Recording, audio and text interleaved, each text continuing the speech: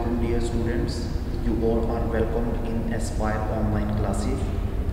ये आपका कंप्यूटर का ऑनलाइन लेक्चर है। इस लेक्चर के कंटेंट्स हैं read only memory, short form is ROM, और टाइप्स ऑफ रोम। हम लोग रीड ओनली मेमोरी को डिस्कस करेंगे। रीड ओनली मेमोरी की शॉर्ट फॉर्म होती है रोम। ये मेन मेमोरी की दूसरी टाइप है।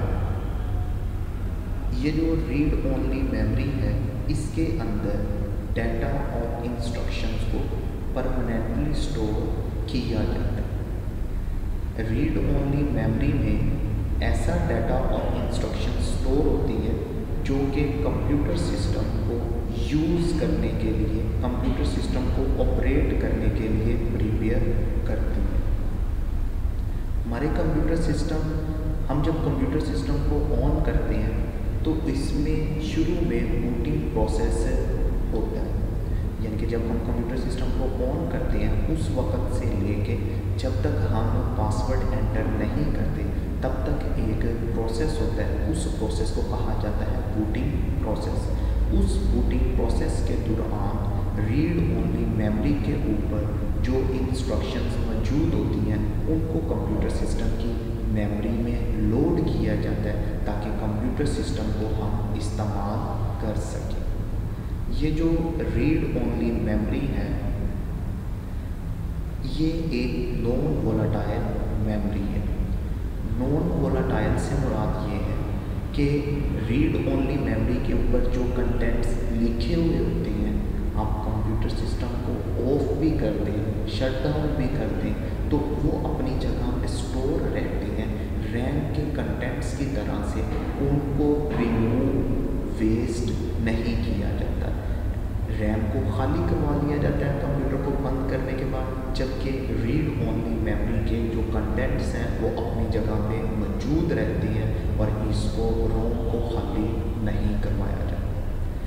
रीड ओनली मेमोरी के ऊपर प्रोसेसर सिर्फ एक ही ऑपरेशन परफॉर्म कर सकता है और वो ऑपरेशन है रीड। रोम के ऊपर से प्रोसेसर सिर्फ और सिर्फ डाटा को रीड कर सकता है, उसके ऊपर नया डाटा राइट नहीं कर सकता। टाइप्स ऑफ रोम। रोम की 3 टाइप्स हैं। पहली है पी रोम, दूसरी है ईपी रोम, तीसरी है ईईपी रोम। हम इन टाइप्स को डिटेल के साथ डिस्कस करते हैं। सबसे पहली टाइप है पी रोम। पी रोम की फुल फॉर्म होती है प्रोग्रामेबल रीड ओनली मेमोरी। ये जो पी रोम है ये शुरू में ब्लैंक होता है, खाली होता है, फिर स्पेशल डिवाइसेस को इस्तेमाल करते हुए इसके ऊपर डाटा और इंस्ट्रक्शंस को राइट कर दिया जाता है। जब एक दफ़ा पी रोम के ऊपर डाटा और इंस्ट्रक्शंस को राइट कर दिया जाता है तो फिर उसके बाद हम पी रोम के ऊपर से उस डाटा और इंस्ट्रक्शन को रिमूव नहीं कर सकते। अगर डाटा और इंस्ट्रक्शंस को राइट करते हुए कोई एरर भी आ गया है तो उस एरर को हम रिमूव नहीं कर सकते। फिर किया क्या जाता है, अगर हमारे से कोई गलती हो जाती है पी रोम के ऊपर डाटा या इंस्ट्रक्शंस को राइट करते हुए, तो फिर वो पी रोम बेकार हो जाता है। उस पी रोम को अब हम यूज़ नहीं कर सकते, वो अनयूजेबल पी रोम बन जाता है। फिर न्यू पी रोम को इस्तेमाल किया जाता है। सेकंड टाइप है रोम की ईपी रोम। ईपी रोम का स्टैंड फॉर है erasable programmable read only memory. ये भी शुरू में ब्लैंक होता है, फिर स्पेशल डिवाइसेस को इस्तेमाल करते हुए इसके ऊपर डाटा और इंस्ट्रक्शंस को राइट किया जाता है।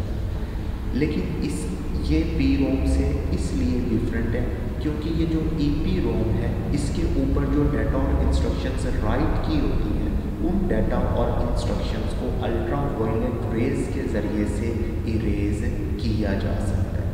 ये जो ईपी रोम है इसके ऊपर नया डाटा राइट किया जा सकता है। थर्ड टाइप जो है रोम की वो है जी EEP रोम। EEP रोम का स्टैंड फॉर है electrically erasable programmable read only memory. ये भी शुरू में ब्लैंक ही होता है। इसके ऊपर डाटा को राइट करने के लिए और इसके ऊपर से डाटा को रिमूव करने के लिए इलेक्ट्रिकल पल्सेस का इस्तेमाल किया जाता है। अगर EEP रोम के ऊपर डाटा और इंस्ट्रक्शंस राइट करते हुए कोई एरर आ जाता है तो हम उस एरर को रिमूव कर सकते हैं। और इसके ऊपर जब हम एक दफ़ा डाटा राइट कर लेते हैं तो उस डाटा और इंस्ट्रक्शंस को हम मॉडिफाई भी कर सकते हैं। These are 3 types of ROM. अगर आप लोगों को कोई मसला होगा तो आप ज़रूर शेयर कीजिएगा। अपना बहुत ख्याल रखिएगा। Take care. अल्लाह हाफिज़।